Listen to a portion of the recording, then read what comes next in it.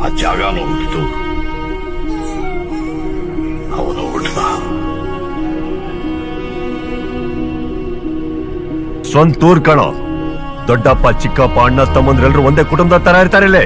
ನನ್ ಮೈ ಮೇಲೆ ಒಂದು ಕೂದಲು ಮುಟ್ಟಿದ್ರು ನಿನ್ ಕಣ್ಣಲ್ಲಿ ಕಡ್ಡಿ ಇಟ್ಟು ಆಟಾಡ್ಸ್ಬಿಡ್ತಾರೆ.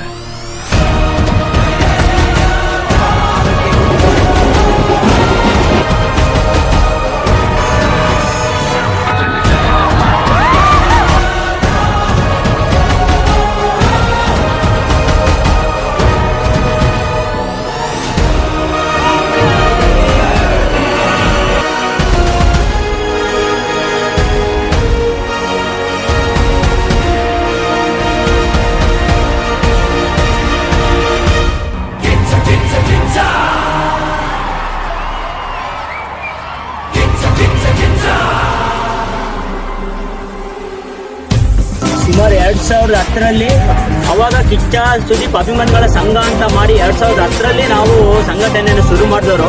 ಪ್ರತಿಯೊಬ್ಬರು ಸೇರಿ ಈ ಕಿಚ್ಚನ ಗೂಡನ್ನ ಇಲ್ಲಿ ತನಕ ತಂದು ನಿಲ್ಲಿಸಿದ್ದಾರೆ. ಈಗ ನಮ್ಮ ಸಂಘ